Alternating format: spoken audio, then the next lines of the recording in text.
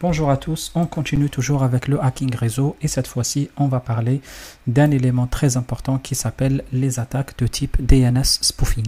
Alors comme son nom l'indique, on est toujours dans le spoofing, dans le vol d'informations, dans le fait de bypasser des règles de contrôle ou le fait de passer par quelqu'un d'autre. Le DNS spoofing n'est qu'un de ces techniques malveillantes qui visent à altérer les données de réponse DNS pour rediriger les utilisateurs vers des ordinateurs indésirables. Du coup, le DNS, je pense que tout le monde le sait, c'est un système qui est essentiel sur Internet, qui permet de traduire les noms de domaine en adresse IP, qui permet aux utilisateurs d'accéder aux ressources en ligne. Du coup, le DNS spoofing trompe ces utilisateurs en leur fournissant des fausses informations DNS, ce qui les amène généralement à accéder à des sites ou à des services qui sont totalement différents, qui sont totalement malveillants.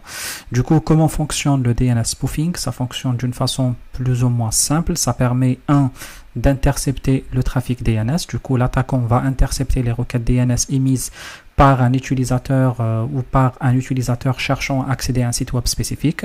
Du coup, cette interception peut se produire sur le réseau local ou au niveau de serveurs DNS compromis.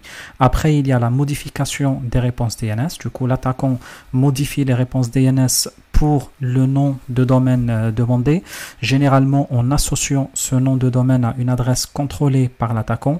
Ces fausses réponses peuvent être injectées dans le réseau ou générées par des serveurs DNS compromis. Après, il y a ce qu'on appelle la redirection du trafic, et cette redirection, du coup, lorsque l'utilisateur reçoit les fausses réponses DNS, son navigateur web ou même d'autres applications suivent cette réponse et accèdent à l'adresse IP indiquée. Du coup, cela peut rediriger l'utilisateur vers des sites malveillants, un faux site de connexion ou même une page de hameçonnage. Du coup, quand on parle de type de DNS spoofing, il y en a différents types. Citons par exemple ce qu'on appelle le cache poisoning, c'est l'empoisonnement de cache. Cette méthode consiste à empoisonner le cache DNS d'un serveur DNS en injectant des enregistrements DNS falsifiés dans la mémoire cache. Du coup, l'attaquant envoie des réponses DNS falsifiées avant le serveur DNS légitime, incitant ainsi le serveur à mettre en cache les mauvaises informations. Cela peut conduire à une propagation de fausses données DNS, à des fausses données DNS à d'autres clients qui interrogeront le même serveur. Après, il y a ce qu'on appelle l'ARP spoofing. Là, pareil, c'est on fait avec l'ARP exactement, c'est quelque chose qu'on a vu dans les vidéos précédentes, je ne vais pas revenir là-dessus. Il y a ce qu'on appelle le farming. Du coup, le farming, c'est une forme très sophistiqué d'attaque DNS spoofing qui vise à rediriger le trafic web d'un site web légitime vers un site web malveillant sans que l'utilisateur ne le sache. Du coup, cela peut être réalisé en manipulant les enregistrements DNS sur les serveurs DNS des fournisseurs d'accès Internet ou même en infectant le système de l'utilisateur avec des logiciels malveillants qui modifient les fichiers de configuration de DNS. Après, il y a ce qu'on appelle le DNS hijacking. Du coup, cette technique implique le détournement du trafic DNS en interceptant les requêtes DNS et en redirigeant les utilisateurs vers ces serveurs DNS contrôlés par l'attaquant. Cela peut se produire à différents niveaux, tels que la modification des paramètres DNS sur le routeur, le piratage des enregistrements DNS au niveau des registres de domaine ou encore en infectant le système de l'utilisateur avec un logiciel malveillant. Après, il y a les man in the middle attaques, c'est quelque chose qu'on a déjà vu également. Du coup, dans ce type d'attaque de type man in the middle, qu'est-ce que je voulais dire? Ce type d'attaque de man in the middle consiste juste à intercepter et manipuler les communications entre deux parties légitimes. Dans le cas du DNS spoofing, l'attaquant se positionne entre l'utilisateur et le serveur DNS légitime, intercepte les requêtes DNS et envoie après les réponses DNS falsifiées pour rediriger le trafic vers le destinataire malveillant. Je pense que c'est le type d'exercice que nous allons faire. On va essayer de faire un exercice sur le DNS poisoning précisément. On va essayer d'empoisonner un serveur DNS avec des fausses informations en utilisant notre fameux outil adoré, l'Ethercap. Du coup, ce que je vais faire, je vais ouvrir encore une fois notre Kali Linux et à partir de là on va essayer de lancer notre exercice ou lancer notre lab. Du coup je pense avoir une page ouverte, plus besoin de celle-ci, on va l'utiliser, très bien. Hop, un petit CTRL L et comme ça la page est plutôt propre. Alors ce qu'on va faire, on va lancer juste, je vais confirmer que tout est OK pour le réseau. Je pense que maintenant on va pouvoir se remettre sur le réseau, même on va devoir se remettre sur le réseau pour pouvoir rediriger une vraie page web. Du coup on va faire comme ça. Pareil sur la machine Windows. Elle se trouve ici, je vais pousser ça encore ici, elle se trouve ici, je repousse ça ici, et puis je reviens ici, et puis à partir de là, hop, je vais me remettre sur le bridge. Très bien. Je pense que le 1 c'est mon vrai routeur. Je vais attendre un tout petit peu, en tout cas ça sera 1 ou 254, c'est ça, très bien. Le 1, il y a même une réponse au 888, ça prouve que la connexion fonctionne très bien. C'est pareil ici, si je peux pinguer le fameux 888, très bien, ça fonctionne plutôt très bien. Qu'est-ce que je voulais dire? À partir de là, ce qu'on peut faire, on peut lancer notre fichier avec le Gedit. On va lancer etc Ethercap. Je pense que vous connaissez maintenant l'outil Ethercap. On va le voir d'une autre façon cette fois-ci. Et puis, on va lancer avec l'Etherconf. Qu'est-ce qu'il me dit ici? Bon, après, vous pouvez l'ouvrir avec autre chose, Nano, ce que vous voulez. Je pense que ça sera mieux d'ouvrir avec un bloc-notes version graphique. Je préfère l'installer. OK? Le Gedit, c'est le bloc-notes graphique de Kali, enfin de Linux en général. OK, on va l'ouvrir, on va l'installer. Ça prendra juste quelques secondes.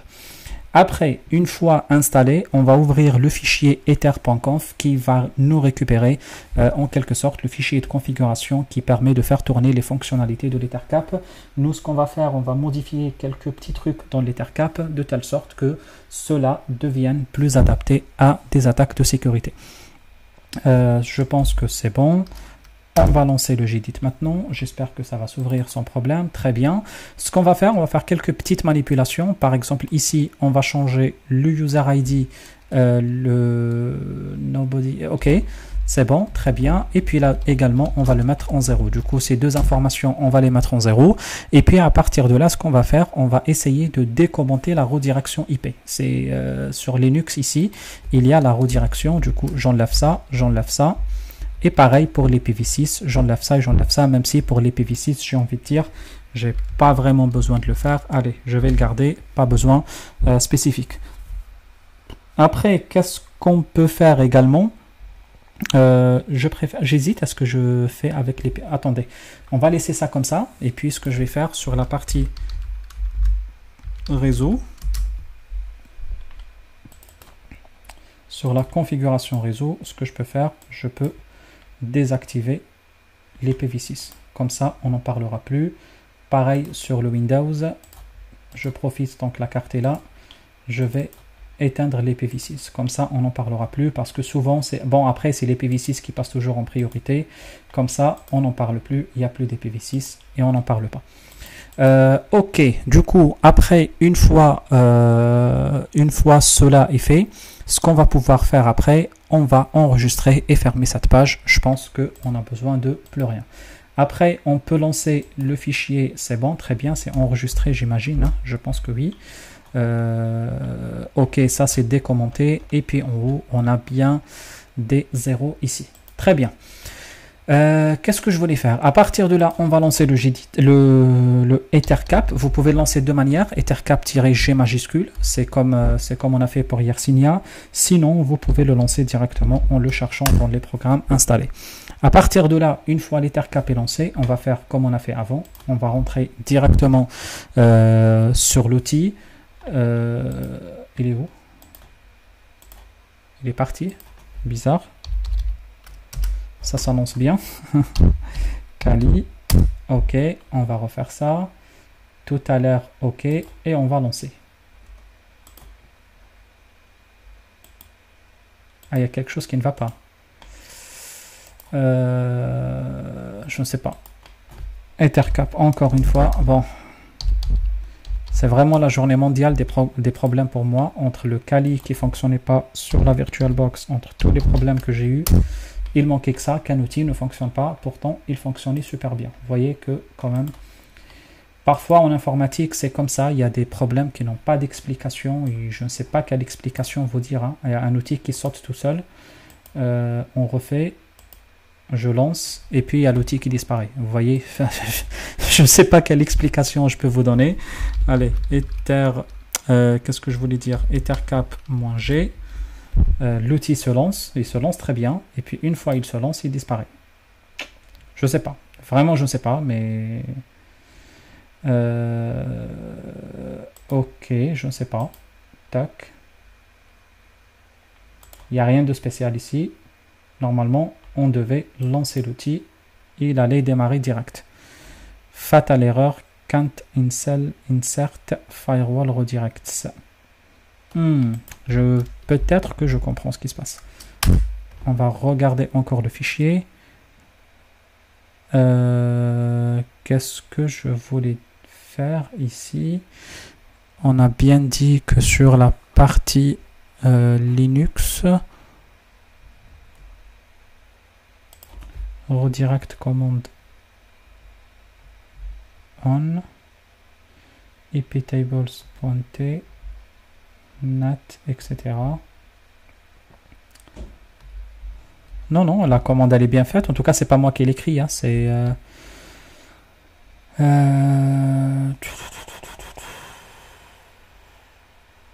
je ne sais pas. Après, je descends ici. J'essaye d'enlever tout. Peut-être il a gueulé juste pour ça. On va essayer de le lancer. Ah non, pardon. Il m'a lancé ça.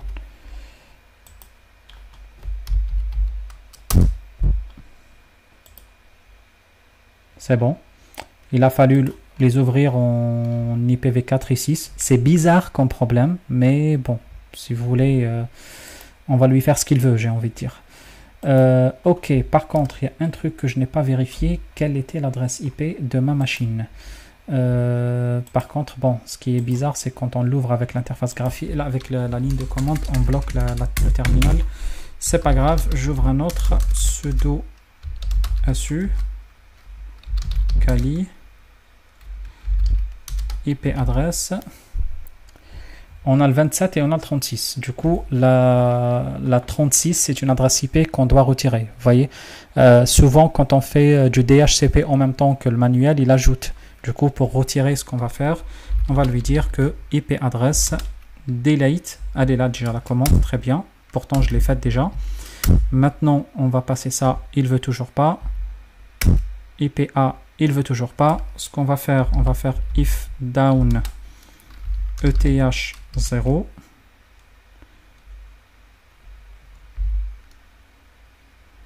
Pourquoi il me dit qu'il ne connaît pas ETH0? Il parle d'ETH0 égale ETH0. Ok, quoi faire? Quoi faire encore? Comment je peux la down? Bizarre, il me dit qu'il ne connaît pas l'ETH0. Bref, comme je vous ai dit, c'est vraiment un jour de problème. C'est pas grave, on va faire comme ça.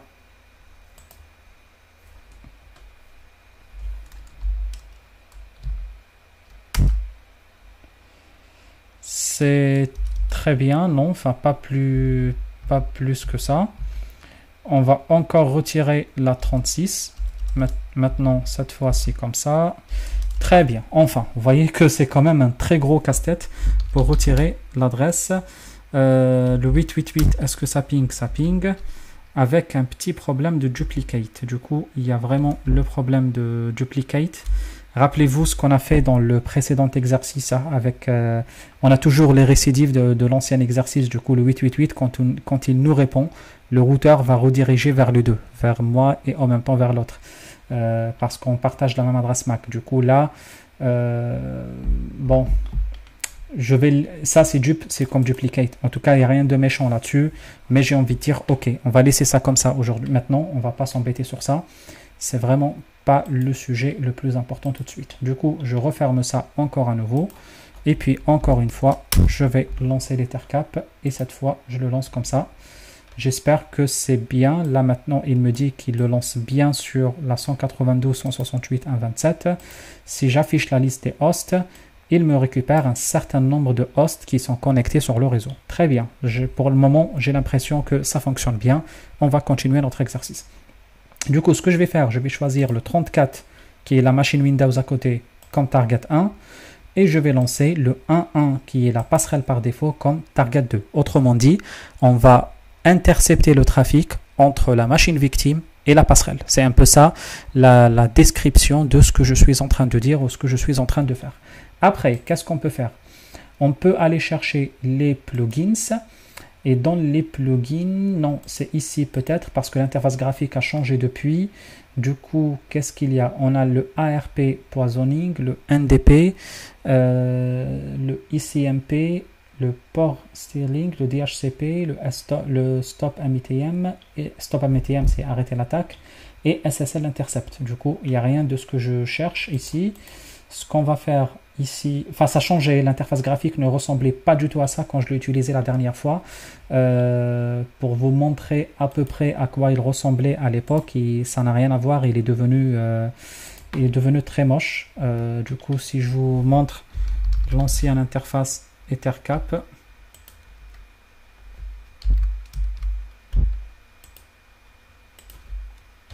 c'était beaucoup plus simple, c'était beaucoup plus facile. Du coup, cette nouvelle interface, elle est un tout petit peu compliquée. Ça ressemblait à ça et c'était beaucoup plus simple. On avait des menus déroulants ici. Et puis, on allait ici dans les plugins, quelque part ici, on trouve le DNS. Du coup, là, je ne la vois plus parce que l'interface a été changée. On n'a qu'à les chercher. Malheureusement, c'est comme ça. C'est la cybersécu. Les outils changent pratiquement tous les jours ou tout le temps. Enfin, au moins toutes les années, ça change. Et les tenir toujours, c'est pas très simple. On va le trouver, ne vous inquiétez pas, on va le trouver. Allez, plugins. Et dans le plugin, manage plugins. Et à partir de là, on le trouve, c'était très facile, vous voyez. Du coup, on va trouver ici le DNS spoof. Il est là. Très bien. Du coup, on double-clique et c'est lancé. Vous voyez, c'était facile finalement, j'ai râlé pour rien. Allez, très bien. Du coup, on a lancé le DNS spoof. Et à partir de là, on va pouvoir lancer ou aller jusqu'au bout de notre attaque. Du coup, on peut revenir encore dans notre Gedit. On peut ouvrir encore le etc ethercap ether.conf, ether.dns, pardon. Et à partir de là, ce qu'on peut faire, là, on va récupérer les informations de DNS. Du coup, à partir de là, ce qu'on peut faire, on peut mettre des informations des sites web spécifiques ou des informations de data spécifiques. Par exemple, ce qu'on peut faire, on peut facilement changer des informations des sites ici. Par exemple, vous êtes en train de voir ici les différentes informations de différents sites qu'on a ici. Je ne sais pas celui qui vous fait plaisir qu'on le change. Faites vraiment comme vous le souhaitez. Allez. Qu'est-ce que vous voulez qu'on change? Je vais trouver peut-être l'adresse IP d'un site web comme Facebook par exemple. Qu'est-ce que je voulais faire? Non, il n'y a pas besoin d'avoir son adresse IP, pardon. Par contre, ouais, je dis n'importe quoi. On va plutôt écrire ici facebook.com. Et puis on fait un enregistrement de type A, IPv4 autrement dit, et puis on mettra l'adresse IP de la machine Kali qui est la 1.27. Du coup, à partir de là, c'est comme si que je suis en train de lui dire toutes les informations que tu vas me récupérer, toutes les pages à Facebook. Même on peut même faire étoile.facebook.com. On peut leur créer un enregistrement de type A et puis on va se rediriger vers le 192.168.1.27. Vous voyez que c'est quelque chose qu'on peut faire facilement.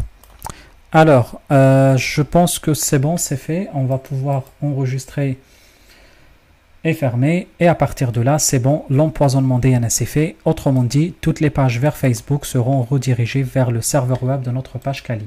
Après, on peut se faire plaisir à aller créer une page web Kali propre à nous. Par exemple, on peut aller dans le...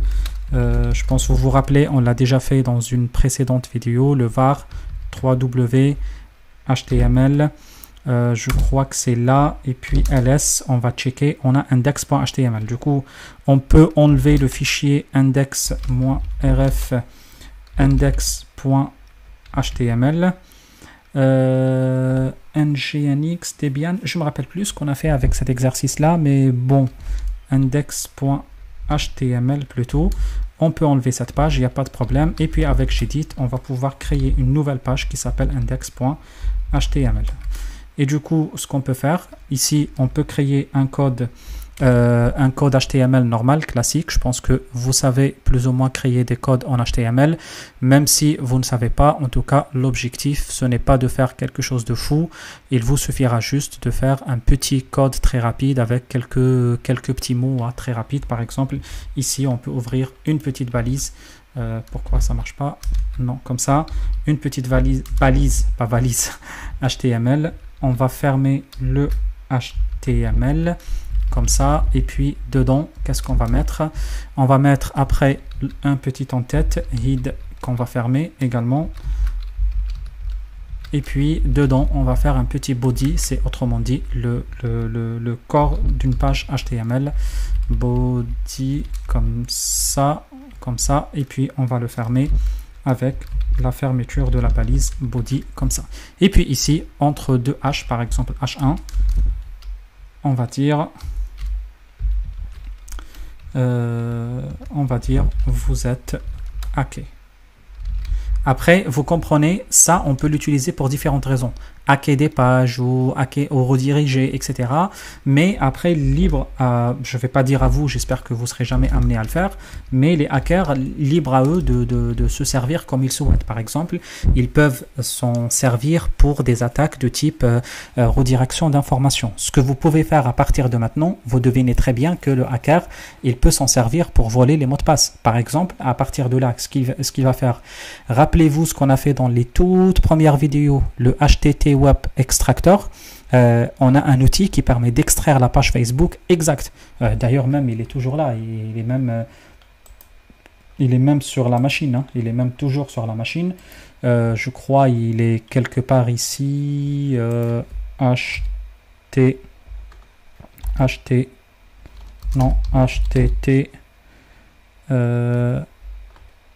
Non, HTT Rack. Je crois que c'est celui-ci. Ouais, HTT.